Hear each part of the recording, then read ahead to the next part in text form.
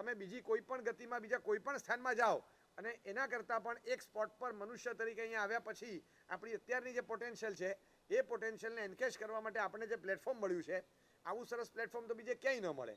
એટલે ટેકનિકલ લેંગ્વેજમાં છે ને મોક્ષની સદગતિની વાતો થતી હોય, કદાચ એ વાત સીધી ગળે ન ઉતરે, પણ આપણે અહીંયા આવ્યા છીએ તો એક સ્પિરિચ્યુઅલ અપલિફ્ટમેન્ટ મેળવવા માટે, તો એ માટેનું પોટેન્શિયલ સારામાં સારું અહીંયા છે. બીજી કોઈ સ્થાનમાં, બીજા કોઈ પણ સ્થાનમાં તમે જાઓ તો તમને આ ન મળી શકે. અને એ ઓછા સમયમાં, બહુ ઓછા ટાઈમમાં, બહુ જ ઓછી મહેનતે તમે અહીંયા એન્કેશ કરી શકો, કારણ કે તમને પ્લેટફોર્મ એવું સરસ મળ્યું છે. બીજા કોઈ સ્થાનમાં જાઓ તો આવું નક્કર પ્લેટફોર્મ તમને ન મળે. એટલે આ પ્લેટફોર્મનો ઉપયોગ કરવો જોઈએ અને આપણી બધી જ તાકાત એને એન્કેશ કરવી જોઈએ કે આપણે જે ધારીએ એની કરતાં પણ વધારે આપણી પોટેન્શિયલમાંથી આપણે લાભ લઈ શકીએ. આપણને ખબર જ નથી કે આપણી કિંમત કેટલી, આપણને કોઈ ખ્યાલ નથી. બ્રુકલિન શહેરની અંદર એક ભાગ્યશાળી હતા, નામ હતું માઇકલ. વર્ષોથી ત્યાં નાનો છોકરો, હવે પપ્પાને વર્ષોથી પેલી હોય ને મનમાં કે આપણે છોકરાને આગળ વધારવો છે, એટલે ઘણા પપ્પા એવું ઈચ્છતા હોય કે નાનપણથી એને ધીમે ધીમે મોટિવેટ કરવો, ટ્રેન કરવો, આગળ વધારવાનો. એટલે પછી વીકેન્ડ્સ આવે ત્યારે એને, હજી તો એનું લર્નિંગ ચાલુ હતું, ભણવાનો સમય હતો, છતાં વીકેન્ડ્સમાં એને કે જો થોડું થોડું કરતા રહેવાનું, થોડું થોડું શીખતા રહેવાનું. તારી ઈચ્છા શું છે? કોઈ જોબ ફેકલ્ટીમાં જવું છે કે બિઝનેસમાં જવું છે કે તારે શું કરવું છે? કે પપ્પા બિઝનેસ, જોબમાં નહીં, આઈ વોન્ટ ટુ ગો બિઝનેસમાં જવાનું. તો કે કેમ? તો કે બિઝનેસ. જોબમાં જઈને શું કરવાનું? કારણ કે જોબમાં તો એક લેવલથી ઉપર જવાતું નથી અને બિઝનેસમાં જઈએ તો સ્કાય ઇઝ ધ લિમિટ. પછી એમાં કોઈ આપણે અટકાવી ન શકે, એમાં તમે તમારો ગ્રોથ જેટલો કરવો એટલો કરી શકો. એ બધી વાત સાચી છે, પણ તું વિચારી લે કે બિઝનેસમાં તું જાય, બહુમતી જોબ ફેકલ્ટીમાં છે. તો કે સાહેબ બધી વાત સાચી, જોબ ફેકલ્ટીમાં બહુમતી છે, પણ એ એટલા માટે છે કે બાકીના થોડા ઘણા બિઝનેસ કરે છે. જો બિઝનેસ કોઈ કરતું ન હોય તો જોબ ફેકલ્ટીવાળા જાય ક્યાં? એટલે કે સાહેબ આપણે બિઝનેસમાં જ જવું છે, આપણે આમાં નથી જવું. પપ્પાએ ચકાસી લીધું કે છોકરો હોશિયાર છે, એનો સ્પાર્ક છે અને અંદરથી ક્રિએટિવિટી હોય. ઘણાની છે ને સર્જનાત્મકતા બહુ જોરદાર હોય, અદ્ભુત હોય. તમને ખબર પણ ના પડે કે એની પાસે કેવી તાકાત હોય. સાવ નાના હોય છતાં એની પાસે કોઈ એક્સ્ટ્રાઓર્ડિનરી કક્ષાની સ્કિલ હોય, તમને ખ્યાલ જ ના આવે. અને એ એટલું બધું ડેવલપ થતું મગજ હોય. આપણી કલ્પનામાં ના બેસે એવા નાના નાના બાળકો જોયા છે, ઉંમર 4, 4.5 વર્ષ, 5 વર્ષ. મને ખાલી પૂછવામાં આવ્યું, એક આખી છે ને કલરફુલ નોટબુક આપી ગયા, મેગઝીન હતું, કારના ફોટોગ્રાફ્સ. એટલે મને લાગે છે ઓછામાં ઓછી 200-200 કાર હતી. મને કે તમે નીચેથી હાથ દાબી દો, લખાણ નહીં વાંચવાનું, ખાલી એને કાર મોડલ બતાવો, એ તરત કયું મોડલ, કઈ કંપની અને પ્રાઇસ બધું બોલી જશે. પછી તમે ઊંધું કરો કે તમે નીચેનું ખાલી વંચાવો તો આનું આ પ્રકારનું મોડલ છે, આ કલરનું મોડલ છે, એ બોલી જશે. કારમાં નંબર વંચાય તો નંબર બોલી જશે. મેં કીધું આ ચોપડી વાંચે તો નમૂથુણમની જેમ પાકું કરે છે આવી રીતે? મને કે ના, કંઈ ખાલી નજર કરે ને બધું પાકું થઈ જાય છે ને આપોઆપ. હવે આટલી શાર્પ મેમરી, આપણે વિચાર કરીએ કે આને કઈ રીતે. મેં ઓછામાં ઓછી મસ્ત એને ખાલી જાણવા પૂરતું કે ખરેખર આ સાચું છે કે નહીં. તો મેં ઓછામાં ઓછું 20-30 સવાલ એને પૂછ્યા, બધા કારના નામ, પ્રાઇસ બધું સાચું, બધું સાચું. આપણે ખ્યાલ જ ના આવે કે આ છોકરો ક્યાંથી આવ્યો, ગયા ભાવમાં જનરલ મોટર્સમાં હતો, ખબર નહીં. આ કલ્પના બહારનું છે અને એવી રીતની એની તાકાત હોય, આ પોટેન્શિયલ છે. હવે મેં છે ને ખાલી એના પપ્પાને કીધું એક કામ કરો ને, નીચે પાલિતાણાથી ઉપર ચડીએ તો તળેટી, પછી એક દેરી આવે, પછી અહીં ધર્મનાથ, અહીંયા કુંથુનાથ, એક પગલાં પણ આવે ને કન્ટિન્યુઅસ, એને બધું લાઈન સર બધું યાદ રખાવો અને યાદ રાખતો જાય. હમણાં મળ્યો કમ્પ્લીટ આખું પાલિતાણાની તમે જાત્રા કરો ને નવે ટૂંકની, ઓછામાં ઓછી 250-300 આઈટમ બોલવાની આવે, બધું ક્રમસર બોઢે, ક્રમસર. હવે આ ધારણા શક્તિ છે, આ પોટેન્શિયલ છે. ઉંમર તો હજી ફર્સ્ટ સ્ટાન્ડર્ડમાં ભણે છે, હવે આવશે, સિનિયરમાં હતો. હવે આટલી પોટેન્શિયલ આ ઉંમરે અત્યારે દેખાય તો એની તમે જો ઉપયોગ કરો તો એનો કેટલો તમે યુઝ કરી શકો છો, કેટલી સારી રીતે એની વપરાશ કરી શકો. પોટેન્શિયલ જોરદાર છે, અદ્ભુત કક્ષાની પોટેન્શિયલ છે. આપણને મજા આવે કે આપણે બધા નામો લખ્યા હોય, બધું કર્યું હોય, પછી એક્સેલમાં નાખો તો વિભાગીકરણ સાથે કેવું સરસ આવે. અમે તો બહુ વર્ષો પહેલાં, મારા દીક્ષા પહેલાં જે મહાત્માઓ કાળધર્મ પામ્યા એમના વિશે મેં સાંભળેલું કે 50 ગાથા ગોખે 2 કલાકમાં, 50. અને ગોખવાની કેવી રીતે? ફર્સ્ટ, પછી 50મી, પછી સેકન્ડ, પછી 49th, પછી થર્ડ, પછી 48, પછી 4, પછી 47. એમ કરતાં કરતાં ધીમે ધીમે ધીમે 25-26માં ભેગા થાય અને પછી 1 to 50 ક્રમસર બોલી જાય. ગોખવાનો ક્રમ આવો અને પછી બોલે 1 to 50 લાઈન સર. એટલે આપણે એમ જ લાગે કે આ મગજમાં એક્સેલ શીટ છે, એવું જ લાગે ને કે આ કઈ રીતે એક ખાનામાં, પછી આ ખાનામાં, પછી આ ખાનામાં, પછી આ ખાનામાં બધું ગોઠવી દીધું અને ક્રમસર બધા ખાના ખોલી કાઢ્યા. બધા મગજમાં એક્સેલ શીટ હોય તો જ થાય. એટલે બધી જ જાતની તાકાત અહીંયા છે. 7 digit into 7 digit odd figure, 7 digit into 7 ડિજિટના મલ્ટિપ્લિકેશનના સમ તમે આપો અને 20 સેકન્ડ્સ આપો, ફટ કરતો આન્સર આપી દે.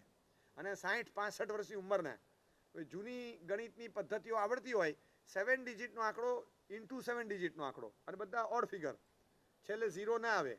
અને ધન ધન ધન ધન એ લોકો કેલ્ક્યુલેટ કરે, કાગળ પેન પેન્સિલ કશું જ નહીં, 20 સેકન્ડમાં જવાબ તૈયાર અને એક્યુરેટ જવાબ આવે.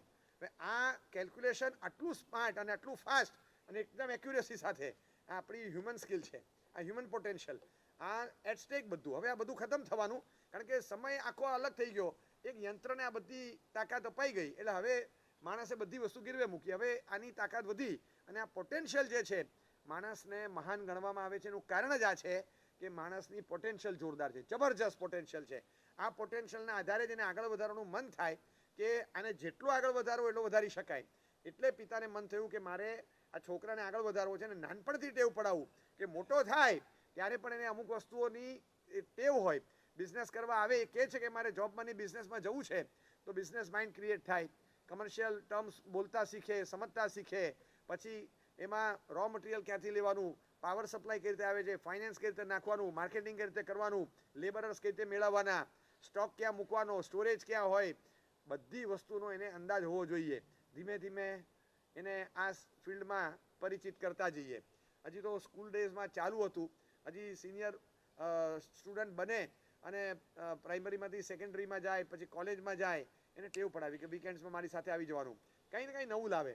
એક દિવસ એક ટી શર્ટ લાવીને આપ્યું, એ જો Michael this is a T shirt, બરાબર છે, આનું શું મળે, રદ્દી. ટી શર્ટ લાવીને આમ સાવ ડૂચો વાળી અને ડૂચો વાળીને આમ નાખ્યું બેડ પર. આ ટી શર્ટના કેટલા આવે? એને જોયું, plane T shirt, white T shirt. પપ્પા આ ટી શર્ટનું કંઈ ના આવે. કારણ કે તું તપાસ કર, આ ટી શર્ટનું કંઈ ના આવે એમ કેમ ચાલે? કંઈક તો આવે જ, સાવ મફતમાં તો મળે નહીં કે પપ્પા આમનું કંઈ ના આવે, ભિખારીને આપી દેવું પડે. We have to give it to a beggar. કોઈ કામવાળાને આપી દેવાય, આ કોઈ લે નહીં. પરચેસ કરવાનું હોય તો કોઈ ના લે, ચેરિટી પર્પઝમાં ચાલી જાય. તું મને કહે કે આ ટી શર્ટ વેચવાનું હોય તો તું કેટલામાં વેચી બતાવે? તો પપ્પા કંઈ ના આવે. ઠીક છે, $1. $1 કોઈ આપતું હોય અપાય, અપાય એટલે તમને એમ લાગે કે સાવ મફતમાં નથી આપ્યું. એટલે પપ્પાએ ટાર્ગેટ આપ્યું કે okay you have to fetch $2, બરાબર, તારે $2 લઈ આવવાના. તો કે આના $2? તો કે હા આવશે. પપ્પા આમાં કંઈ છે જ નહીં. તો કે મારે એ જોવું છે કે તારામાં કંઈ છે કે નહીં. ટી શર્ટની વાત મૂકી દે પડતી, હું તારી પર ફોકસ છે મારું. ટી શર્ટમાં કંઈ નથી, તને ખબર, મને નથી ખબર. તારામાં કંઈ છે કે નહીં એ મારે જોવાનું છે. અને આજે પણ ટ્રેન્ડ જ છે ને કે માલમાં કંઈ ન હોય તો રૂપિયા ઊભા કરી આપે, એ ખરો વેપારી. એટલે કે તું ટી શર્ટ વેચી આવ જા. બોલો તો મંડી પડ્યો કે હવે આ $2 ગમે ત્યાં કરી આવું. પહેલાં તો એને સરસ રીતે આયન કર્યું, પ્રેસ કર્યું, પછી ગળી એવી સરસ વાળી અને બધું આમ વ્યવસ્થિત પેકિંગ કર્યું એટલે થોડુંક પ્રેઝન્ટેબલ લાગે. અને પછી 3-4 જગ્યાએ ગયો, એ લેવું છે કે એક લઈ લો ને, એક લઈ લો. પછી એના ફ્રેન્ડ હતો, એ ફ્રેન્ડના પપ્પાની પાસે ગયો કે અંકલ તમારો દીકરોને અમે તો સાથે ભણીએ છીએ, એક લઈ લો ને પ્લીઝ પ્લીઝ પ્લીઝ.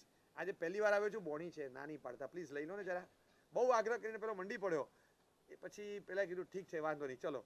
એને તો ખાલી $2 ચેરિટીમાં જાય છે એમ સમજીને પહેલાં ટી શર્ટ લઈ લીધું. પણ આને ખબર પડી કે આ $2 મળ્યા, ખુશ, દોડતો દોડતો ઘરે આવ્યો. પપ્પા પપ્પા પપ્પા આઈ ગોટ ઇટ, $2 મળી ગયા, $2. એટલો ખુશ. ફરી પાછા 8-10 દિવસ થયા તો પપ્પાએ પાછું લાવ્યા, જો આ ટી શર્ટ ખ્યાલ છે ને? તો હા પપ્પા ખ્યાલ છે. અને આના $2 આવે એ પણ ખ્યાલ છે. તો શું $2 આવે? $20, $20. આ વખતે ટાર્ગેટ આપ્યું $20 શું છે. પછી એને પાછું ધ્યાનથી જોયું કે ટી શર્ટ કંઈ બદલાયું છે. હા એ જ ટી શર્ટ હતું, પેલા ભાઈને જે આપ્યું હતું ને એ જ પાછું લાવ્યા, તો નવાઈ નહીં એવું જ લાગે, સાવ રદ્દી માલ. એ કે આમાં $20 તો આવે એવું કંઈ છે જ નહીં, આ બે તો મારી બુદ્ધિથી લાવ્યો. તો કે બરાબર છે, ચેક કર 20, હાઉ કેન વી ફેચ 20? 20 કઈ રીતે મળે તું જોઈ લે. એને જોયું કે આમાં કંઈ છે નહીં, કસ વગરની વસ્તુ છે, $20 કઈ રીતે આવે. બહુ જ મહેનત કરી. પછી અચાનક એને વિચાર આવ્યો કે yes I can go to my sister. મારી સિસ્ટર જો મને હેલ્પ કરે તો થઈ જાય. She is good at painting, બહુ સરસ ચિત્રો દોરે છે. એટલે એની પાસે ગઈ અને કહે છે કે દીદી એક કામ કરી આપને, એક સરસ મજાનું ટી શર્ટ છે, જો આમ ટેબલ પર સરસ પાથરી આપું છું, સ્ટ્રેચ કરીને બરાબર ટાઈટ કરીને પાથરી દીધું કે just paint Tom and Jerry. અહીંયા બતાવીને સરસ આમ Tom and Jerry waterproof colour હોય ને મસ્ત બનાવી આપ. પછી બાકીનું હું ફોડી લઈશ કે મસ્ત બનાવી આપ. તો પહેલી વાર ભાઈએ કીધું છે તો દીદીએ કરી આપ્યું અને ફટફટ એને વાર ના લાગે, અડધો કલાકમાં તો ટોમ એન્ડ જેરી તૈયાર હતા અને એવું મસ્ત થઈ ગયું.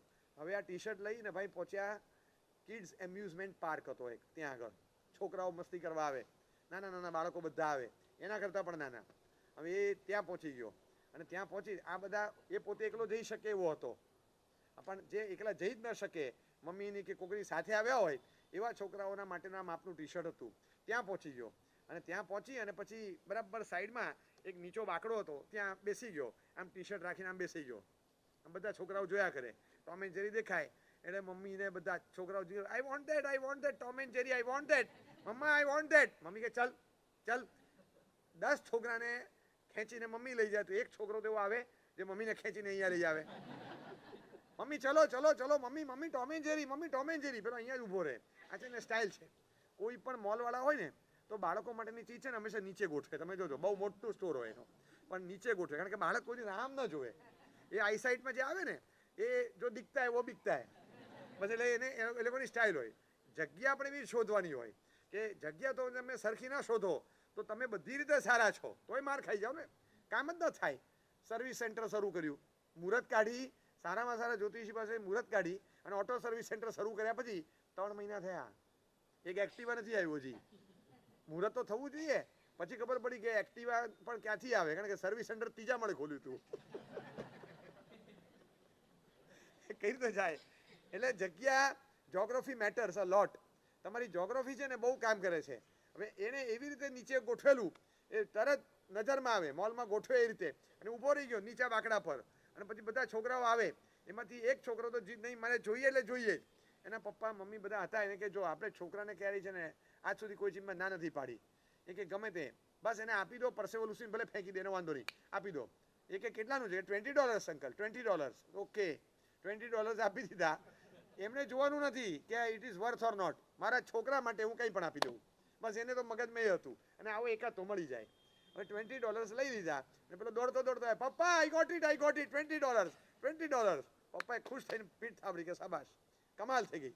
આપણને ખબર છે, આપણને ખ્યાલ છે, એને ખ્યાલ હતો કે આની અંદર $20 છુપાયેલા છે. પહેલાં તો એને $2 છુપાયેલા નહોતા લાગતા, નીકળ્યા. પછી વધારે પ્રયત્ન કર્યો તો આમાંથી 20 નીકળ્યા. અઠવાડિયા પછી પપ્પા આવું જ સેમ ટી શર્ટ લઈ આવ્યા કે $200. એ છોકરાએ મૂકી દીધું કે પપ્પા ઘરમાં વેચાતું હોય તો લઈ લઉં, આ બહાર જ ન જવાય. તો કે પપ્પા કે ના, આપણે જોવું છે, તારી પોટેન્શિયલ કેટલી છે, તારે બિઝનેસમાં જવું છે તો તને આવડવું જોઈએ, ટ્રાય કર. How can it fetch $20, $200? પપ્પા પોસિબલ જ નથી, આના $200 કોઈ રીતે ના આવે. તો કે જો મગજ ચલાવો, always there is a way. તારા મગજમાં ઈચ્છા હશે ને તો મગજ ચાલશે, તું બરાબર બુદ્ધિ ચલાવો. એને વિચાર કર્યો, 3, 4, 5 દિવસ, અઠવાડિયું ગયું, ક્યાંય મેળ પડતો નથી કે આમાં શું ડ્રો કરું, શું કરું. એટલે કે આમાં તો હવે બીજું કંઈ થયું જ નથી. $200 કોણ આપે આના? અચાનક ન્યૂઝપેપર વાંચતા વાંચતા ખબર પડી કે કોઈ બહુ વ્યવસ્થિત, ત્યારે એ વખતે ધુરંધર 2 આવેલું તાજું, અને બધા મૂવી મેકર્સ આવેલા હતા, પ્રીમિયર શો હતો અને બધા લોકો જોવા ભેગા થયા હતા. મેઇન હિરોઈન બધા ત્યાં આવીને ઊભા રહેવાના હતા. હવે એ ઇંગ્લિશ મૂવી એવું હતું એ વખતે, એવો ફેમસ મૂવી, અને એના સ્ટાર્સ બધા એ હાજર રહેવાના હતા ત્યાં પ્રીમિયર શોમાં. એ ભાઈ પહોંચી ગયા ત્યાં, મૂવી થિયેટર પર પહોંચી ગયા અને ત્યાં પહોંચીને ઊભા રહી ગયા. અને એટલી કડક સુરક્ષા વ્યવસ્થા, બંદોબસ્ત એવો, સેલિબ્રિટીઝ બધા, એ લોકોને પબ્લિકની વચ્ચેથી સેફલી લઈ જવાના, એમના બાઉન્સર્સ બધા આવીને સેફલી લઈ જાય, પાછા લઈ આવે. અને આ બધાને કેવું હોય ખબર છે, બહુ પબ્લિકની વચ્ચે આમ કરવાની મજા આવે. પબ્લિકની વચ્ચે એ પોતે પબ્લિકમાં એટલા જાય નહીં સિક્યોરિટી પર્પઝથી, પણ પાછા એ લોકોની એક ખાસિયત હોય આવા લોકોની કે સિક્યોરિટી મેઝર્સ તોડીને કોઈક નાના છોકરા માટે થઈને આખા પબ્લિકની અંદર જતા રહે. નાના છોકરાને ઉપાડી લે, એનો ગાલ ખેંચે, એને આમ ટપલી મારે, બસ એવું કંઈક કરે, એની સાથે એક ફોટો પડાવે. આવું ખાસ ગમે આ લોકોને. હવે આ ટાબરિયો હતો, આમ તો નાનો હતો, 14 વર્ષનો, અને ભાઈ પહોંચી ગયા ત્યાં. અને પછી છેક લાઈન તોડીને અંદર ઘૂસી ગયો. બધા સિક્યુરિટીવાળા ના પાડી કે રહેવા દે, નહીં પ્લીઝ મને જવા દો, મારે ખાલી મળવું છે, પ્લીઝ મને જવા દો. પેલી એક્ટ્રેસ જોયા કરે છે કે આ છોકરો ક્યારનો આવવાની કોશિશ કરે છે, એટલે તરત જ એને આવવા દો, લેટ હિમ કમ, એને આવવા દો. એને આવવા દીધો અને તરત ગ્રીટ કરીને કહે છે કે મેડમ પ્લીઝ મારે એક ફોટો પડાવો છે. પેન કાઢી પેન કાઢીને તરત આપી કે સિગ્નેચર આપશો, ઓટોગ્રાફ, અને ટી શર્ટ ખોલ્યું, ટી શર્ટ ઉપર ઓટોગ્રાફ આપો. પેલા વિચારમાં પડી ગયા, ટી શર્ટ ઉપર યસ, આમ સ્પ્રેડ કર્યું, ટી શર્ટ ઉપર ઓટોગ્રાફ આપો, આમ ફટકાઈને ટી શર્ટ પર ઓટોગ્રાફ આપ્યો. શું આમ કર્યું ખબર નહીં, કાર્ડિયોગ્રામ કાઢ્યું ને એવું લાગે ઘણી વાર. ઊંચું નીચું કરીને મૂકી દીધું અને થેન્ક યુ કહીને જતો રહ્યો. એટલો ખુશ, પબ્લિક ચિક્કાર, બધા વિચાર કરે આ છોકરો કરે જ શું કરે છે. ટી શર્ટ ઉપર ઓટોગ્રાફ લીધો, આ કાલે બહાર નીકળશે લોકો તો તાજુબ થઈ જશે, પણ આ ભાઈ દિમાગવાળા હતા. ત્યાં જઈ એક ટેબલ હતું, ટેબલની ઉપર ચડ્યા અને ટેબલની ઉપર જરા ટી શર્ટ ઓટોગ્રાફ વાળું ટી શર્ટ, $100, $150, $200, $200. એક ભાઈ આવ્યા, 250, 300, 350, 400. એને તો ચાલુ કરી દીધું ઓપ્શન. અને ટી શર્ટ ઓટોગ્રાફ વાળું. અને પેલી બાઈ ત્યાં ઊભી છે હજી, હિરોઈન, અને આ ભાઈ ઓપ્શન ચાલુ કર્યું. ધડાધડ $1250 વેચી આવ્યો. રદ્દી માલ, કશું હતું નહીં. અને પપ્પાને કે પપ્પા આઈ ગોટ ઇટ. પપ્પાએ કીધું પાક્કો બિઝનેસમેન. હવે તું બિઝનેસ કરી શકે. ટી શર્ટમાં કંઈ નહોતું, પણ જો તમને જોતા આવડે તો એમાં $1250 છુપાયા છે. બાકી $2.5 નથી આ વસ્તુ, નથી જ. બસ આ જ વિઝનરી વ્યક્તિ માટેનું કામ છે કે જે વિઝનરી વ્યક્તિ હોય એને ખબર પડે કે કઈ વસ્તુમાં શું છુપાયેલું છે, એ જોતા આવડે છે. અને એટલે જ એની પોટેન્શિયલની તાકાત છે. આપણા આ ભવની કિંમત કરતા હોય કે મનુષ્ય અવતારની કિંમત જો કોઈ ફિલોસોફીમાં પણ થતી હોય ને, એનું કારણ આ છે કે આની હિડન પોટેન્શિયલ બહુ મોટી છે. જે મોટું ફળ તમે એન્કેશ કરી શકો એ બીજા કોઈ સ્થાનમાં, બીજા કોઈ અવતારમાં ન કરી શકો એવી તાકાત છે. અને એટલે જ મનુષ્યને મહાન કીધો છે. બાકી બધી પાવરફુલ ગતિઓ છે, પણ આ એક્સ્ટ્રાઓર્ડિનરી પાવરવાળી ગતિ એટલે છે કે અહીંયા તમે જે એન્કેશ કરી શકો એ બીજે ક્યાંય નથી સંભાવના. એટલા માટે અત્યારે જે સ્પોટ પર આપણે આવ્યા છીએ ને, એની તાકાત બહુ મોટી છે અને એની પોટેન્શિયલ એન્કેશ કરવાની ક્ષમતા, બસ એના આધારે આ તાકાત વધે. આપણે તો ખબર જ ન હોય કે આની વેલ્યુ શું. કેટલા વર્ષો ત્યાં 1960sમાં અચલગઢમાં ભુવન ભાનુસુરીશ્વરજી મહારાજની શિબિર હતી, અને એ શિબિર દરમિયાન કુમાર, રજની, બધા છોકરાઓ શિબિરમાં હતા. અને એ ખબર નહીં, એ કુમાર નામનું એક ટી શર્ટ સાહેબે લીધું ભુવન ભાનુસુરીમાં હાથમાં અને સિગ્નેચર કરી દીધી. હવે એની વેલ્યુ વધી ગઈ. ટુડે કુમારપાળ વી શાહના નામથી એ ટી શર્ટ ઓળખાય છે. એક ટી શર્ટ રજની નામનું હતું, એ હાથમાં લઈ લીધું, ભુવન ભાનુસુરીમાં સિગ્નેચર કરી દીધી. આજે એ રજની રત્ન સુંદર સુરીશ્વરજી મહારાજના નામથી ઓળખાય છે. આ એક રમણીક નામનો સ્થાનકવાસી છોકરો આવેલો, એ ટી શર્ટ ગમી ગયું તો એ ટી શર્ટ પર ભુવન ભાનુસુરીમાં સિગ્નેચર કરી દીધી. આજે અમારા ગચ્છાધિપતિ રાજેન્દ્ર સુરી મહારાજના નામથી એ ટી શર્ટ ઓળખાય છે. આ બધા જૂના ટી શર્ટ જે આમ ગણો તો જ્યાં પણ જન્મ્યા હશે એ ટી શર્ટની કોઈ એવી કિંમત કદાચ ન અંકાઈ હોત, પણ એવી સિગ્નેચર થઈ ગઈ અને એ સિગ્નેચરના કારણે ટી શર્ટની વેલ્યુ જે વધી ગઈ, એક્સ્ટ્રા ઓર્ડિનરી કક્ષાની વેલ્યુએશન થયું. અને આજે લોકો ટી શર્ટની પાછળ પાગલ થઈ જાય એવી એ વેલ્યુ થઈ. પણ એ વખતે જો ખબર હોત નહીં તો આ સિગ્નેચર થઈ પણ ન હોત. એની પોટેન્શિયલ હતી. આ કેટલું અંદરથી લઈ શકાય, આ ટી શર્ટનું શું ઉપજે એ તો જે તે સમય નક્કી કરશે. પણ એની ઉપર કોની સિગ્નેચર છે એ પણ મેટર કરે છે. કોઈ પોતાની સિગ્નેચર કરીને મૂકી દઈએ એમ નથી થતું. કોની સિગ્નેચર છે એ તો બહુ મોટી વેલ્યુ કરે છે, અને એના કારણે થઈ અને આની વેલ્યુ વધે છે. એટલે આપણને જે સ્થાન મળ્યું છે ને, એને બરાબર જોઈને જો વ્યવસ્થિત સિગ્નેચર થઈ અને કોઈ પોટેન્શિયલ આમાંથી બહાર આવે એવી શક્યતા દેખાય તો આ અવતારની કિંમત બહુ મોટી છે, બહુ મોટી છે. આજે પણ ક્યાંક રાણીપ પાસે, ક્યાંક રોડ પર, પેલી બાજુ રોડ પર એક ચાલી હોય, ચાલી સિસ્ટમ, નીચે 10 રૂમ ને ઉપર 10 રૂમ, 20 રૂમની આખી ચાલી વેચો, આખી ચાલી. બોપલામલીમાં 3 BHK નો એક ફ્લેટ મળે, વધારે ન મળે કંઈ, આટલું જ મળે. તમે don't count for square feet area કેટલો. અને મારી 10 રૂમ હતી, ઉપર 10, નીચે 10, 20 રૂમ હતી. એ 20 રૂમ કાઢી નાખી તો અહીંયા શું મળે? કશું ના મળે, કંઈ ના મળે. પણ તમને એક ફ્લેટ મળ્યો, ખાલી બસ આટલું જ મળ્યું તો બહુ થઈ ગયું. કારણ કે આની વેલ્યુએશન કરતાં આની વેલ્યુએશન એટલે વધારે છે કે સિગ્નિફિકન્ટ જોગ્રાફી છે આની, એટલા કારણે એની વેલ્યુ વધી જાય. ખાલી સ્ક્વેર ફીટના આધારે વેલ્યુએશન નથી હોતું. સ્ક્વેર ફીટ કયા એરિયામાં છે, ફ્રન્ટ સાઈડમાં છે કે બેક સાઈડમાં છે, બધા પેરામીટર્સ ગણી અને પછી એનું વેલ્યુએશન થાય છે. એવી જ રીતે કોઈ પણ પ્લોટ હોય, એક 10,000 મીટરનો પ્લોટ છે અને એક 1000 મીટરનો પ્લોટ છે. Suppose you are a builder અને તમારે લેવાનો છે 10,000 મીટરનો પ્લોટ અને 1000 મીટરનો પ્લોટ. બંને પ્લોટ એક જ સરખા રેટમાં મળે છે. એટલે ટોટલ ફિગર 1000 મીટરનો સ્ક્વેર પ્લોટ છે અને એ પ્લોટ તમને 10 કરોડ રૂપિયામાં મળે છે. અને બીજી બાજુ 10,000 સ્ક્વેર મીટરનો પ્લોટ છે, એ પણ તમને 10 કરોડ રૂપિયામાં મળે છે. તો તમે કયો લ્યો? લોકેશન બંનેના સારા છે, બંને બાજુમાં જ છે, અડીને છે, તો કયો લેવાય? 10,000 સ્ક્વેર મીટર વાળો, બરાબર છે. 10,000 સ્ક્વેર મીટર વાળો ગાર્ડન પ્લોટ છે, રિઝર્વ પ્લોટ છે, એમાં બગીચો બને, બાકી બાંધકામ મળે એમ નથી. 1,000 મીટર વાળો છે, એમાં તમને 4 FSI સુધી તમે લઈ શકો એમ છો, બાંધકામ તમને પૂરેપૂરું મળે છે. હવે તમે કયો લેશો? બરાબર છે, નાનો છે પણ તમે વધારે પૈસા આપીને લેશો, કારણ કે તમને પોટેન્શિયલ આમાં દેખાય. એમાં પોટેન્શિયલ જ નથી કાંઈ. બગીચો બનાવીને કરવું શું મારે? એમાં કરવાનું શું? એટલે કંઈ કરવાનું નહીં. તો પછી 1,000 મીટરના પ્લોટમાં 4 FSI સુધી મને મળતું હોય તો લઈને બાંધકામ કરું, એમાં તમને અર્નિંગ દેખાય છે. પોટેન્શિયલ જ્યાં હોય માણસ ત્યાં પૈસા નાખશે. એટલે પોટેન્શિયલ વાળી વસ્તુ છે. દેવલોકના છે ને એટલા મોટા આયુષ્ય ને એટલી મોટી તાકાતવાળી દેવલોકની દુનિયા છે, પણ આ બધા 10,000 મીટરના છે ને ગાર્ડન પ્લોટ છે. હા, એકદમ ગાર્ડન પ્લોટ છે. અને એની સામે મનુષ્યનું શરીર નાનું, આયુષ્ય નાનું, બધું નાનું. ભલે 500 મીટર ન હોય પણ FSI જોરદાર છે, બાંધકામ પૂરું મળે છે. એટલે પોટેન્શિયલ વાળી જગ્યા છે. એટલે જ મનુષ્ય ગતિની કિંમત ફિલોસોફિકલી પણ જ્ઞાનીઓ જે આંકે છે ને એનું કારણ આ છે કે મનુષ્ય આગળ વધીને મુનિ થઈ શકે, મહાવીર સ્વામી થઈ શકે, સિદ્ધ થઈ શકે. પેલો તો જ્યાં હોય ત્યાંનો ત્યાં જ રહે, એ આગળ ન વધી શકે, એનાથી જરાય આગળ ન વધે. એટલે અહીંયા આગળ પોટેન્શિયલ જોરદાર છે. ઓપન સેક્ટરમાં મૂક્યું છે, તમારે આગળ વધવું તો વધી શકો છો. એટલે આ ભવની કિંમત છે. આ પોટેન્શિયલ વાળી વસ્તુ થઈ અને એની વેલ્યુ થઈ. આ વેલ્યુએશનના આધારે પારસમણી છે, પારસમણીની તાકાત હોય. પારસમણી એટલે એક ટચ સ્ટોન કહેવાય, ટચ સ્ટોન, આમ અડાડે.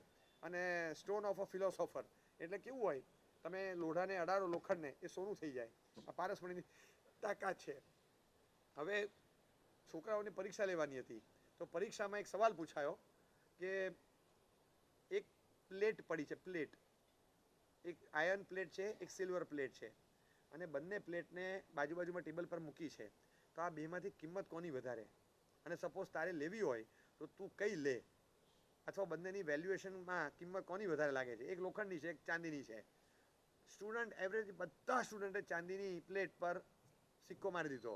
આ એક છોકરો અલગ હતો, એને કીધું કે ના, લોખંડની પ્લેટ, લોખંડની પ્લેટ વધારે કિંમતી છે, વેલ્યુએબલ છે, અને મારે લેવાની હોય તો કદાચ હું એ લઉં. કારણ કે પારસમણી જો મારી પાસે હોય તો લોખંડનું સોનું થાય, ચાંદીનું સોનું નથી થતું.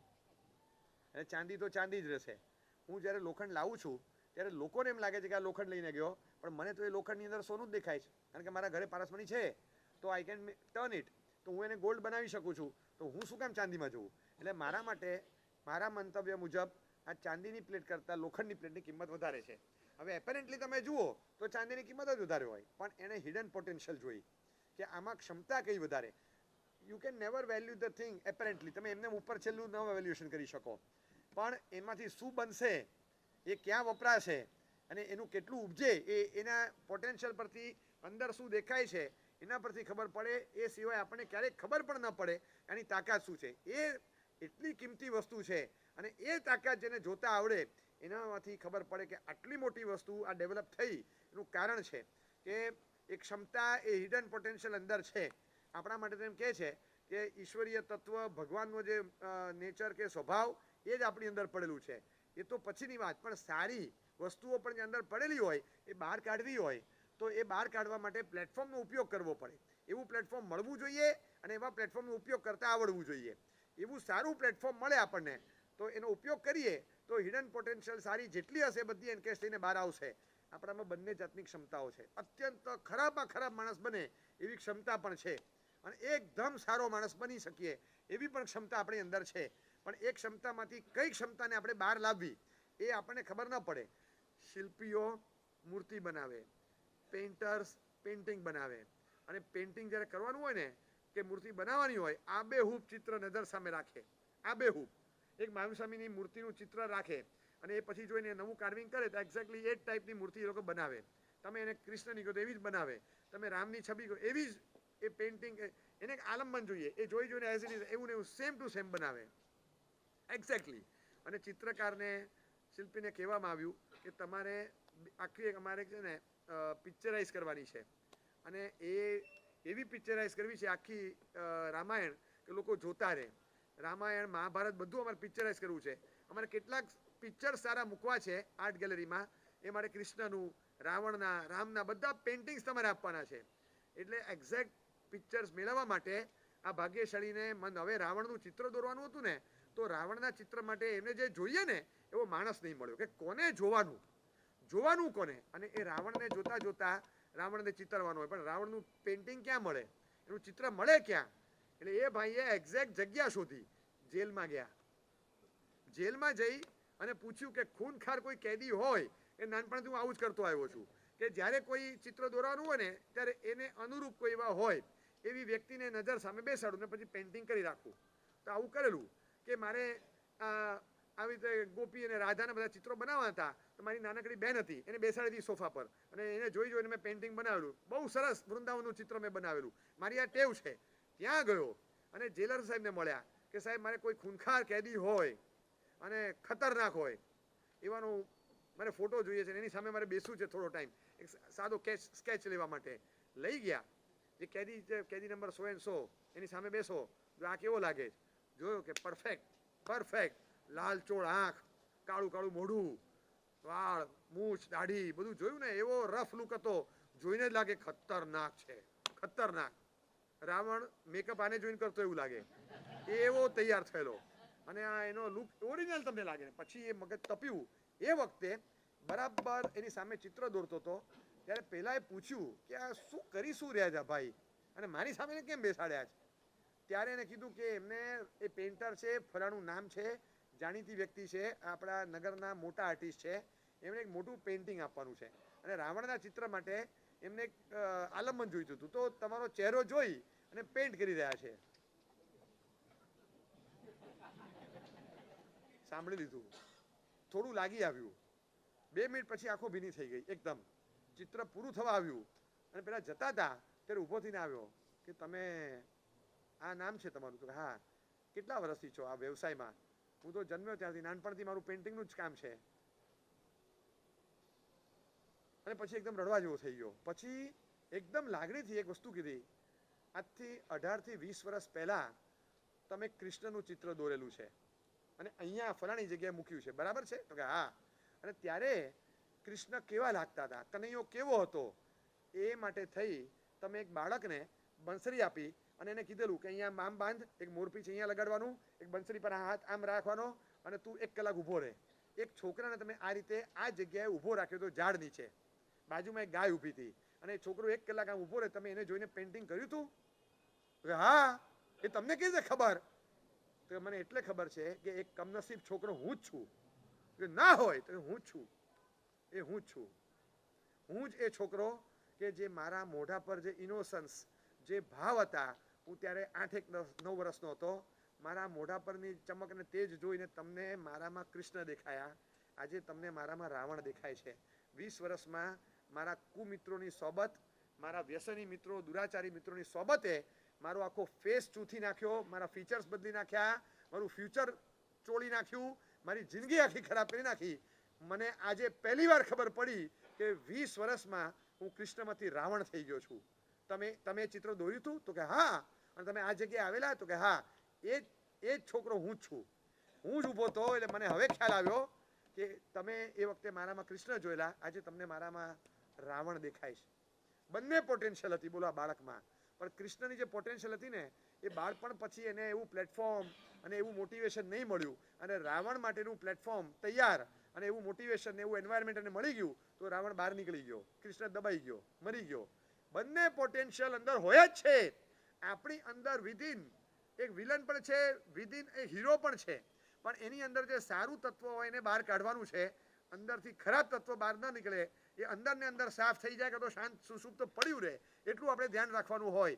એ પણ જો ધ્યાન ન રહે તો ક્યારે પણ આ જિંદગીમાં બીજી વાર ચાન્સ નહીં લેવાનો. ચાન્સ જ નહીં મળે કે આવી કોઈ સારી વસ્તુને એન્કેશ કરી શકીએ. આજે આપણી પાસે આ મજબૂત પ્લેટફોર્મ છે એટલે કમિટમેન્ટ કે મારે ઇમ્પ્રુવમેન્ટ લાવવાનું. 50 સેશન જેને ભર્યા હશે ને પૂછો કે માનસિક પરિવર્તન કેટલું આવે છે, વિચારોમાં ફેરફાર કેટલો આવે છે. કોમ્પ્રોમાઇઝ કરતા નહોતું આવડતું, શીખી ગયા. સેક્રિફાઈસ કરવાની ભાવના નહોતી, આવી ગઈ. સાહેબ કોઈ સારા કામમાં આવે, સાહેબ જોડાઈ જવું છે. સાહેબ કોઈ સારી એક્ટિવિટીમાં હવે જોડાવું છે. સાહેબ થોડું શાસન માટે કરવું છે. સાહેબ કરવું કંઈ ના આવડે, સૂજે નહીં, પણ ભાવ તો પ્રગટ્યો. ભાવ પ્રગટ્યો. જે ભાવ જ નહોતો પ્રગટતો આપણી પાસે ક્યાં ઓછું હતું. આપણે તો કોલેજના ડેઝ ઉજવવામાંથી ઊંચા નહોતા આવતા, અને એમાં વળી રવિવારે વળી આ ક્યાં મને લઈને બેસી ગયા. પણ નવું કંઈક સૂઝે અને એમાંથી સારું કરવાનું મન થાય, આવા જે પ્લેટફોર્મ પર આપણે આવ્યા એટલે આ તો લગાડી જ દેવાનું અંદર, એમાં કોઈ ફરક નહીં પાડવાનો. તો અસર કદાચ એવી થશે, આપણે શું હતા આજે જોડાયા ત્યારે 25ના હતા, 30ના હતા, 32ના હતા કે 18ના હતા, 18ના હતા કે 35ના હતા, ઇટ ઇઝ ઇમટીરિયલ. એકવાર જોડાયા અને કન્ટિન્યુઅસલી આ ફ્લો ચાલુ રહ્યો તો 10, 20, 30, 40, 50, 100 સેશન ભલે થાય.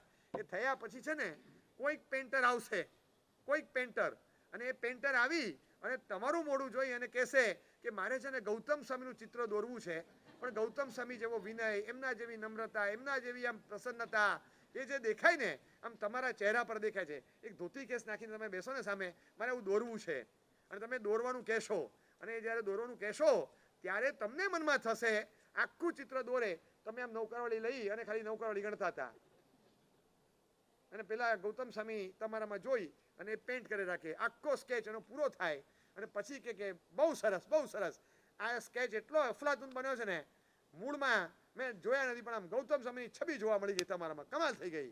તેને આંખના ખૂણા ભીના થશે અને તમે કહેશો કે તમે કેટલા વર્ષથી પેઇન્ટિંગ કરો છો ભાઈ? આજથી 15, 17, 18 વર્ષ પહેલા તમે ગોશાળાનું પેઇન્ટિંગ કરેલું? ત્યારે ખતરનાક તમારે સોસાયટીના એક ખતરનાક કોલેજને સામે બેસાડેલો તો કે હા એ હું છું. કે શું વાત કરો કે હા એ હું છું. તમે ગોશાળાનું પેઇન્ટિંગ કરેલું, તમે બધા જૈન મ્યુઝિયમમાં પીસીસ મૂકો છો, એ ગોશાળાના પેઇન્ટિંગમાં તમે મને સામે બેસાડેલો, એ વંઠી ગયેલો કોલેજિયન હું. શું વાત? હા હા હું છું. તમે મને જ બેસાડ્યો હતો, અને એ જ હું છું જે આજે ગૌતમ સ્વામી દેખાઉં છું. Credit goes to PYS. બસ એને મળે છે. રાખજો. ચાલો.